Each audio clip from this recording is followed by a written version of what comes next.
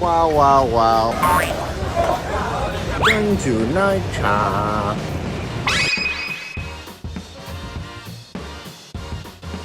图片成员玉泽演日前来台参与时尚活动，活动前一天还被网友捕捉到在台北新区慢跑。玉泽演结束行程后，隔天迅速在个人 YouTube 频道分享这次出差台湾的 Vlog 影片。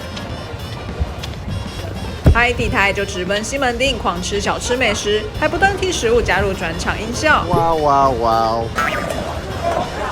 哇哇哇！珍珠奶茶。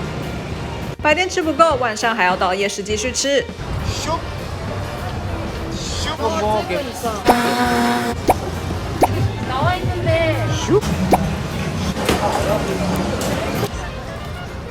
哇哇哇哇哇哇哇哇哇哇哇！搭配反差萌的声音以及熟悉的台北景色，让不少网友留言：玉泽演真的太亲民了吧！또 만나요.拜拜。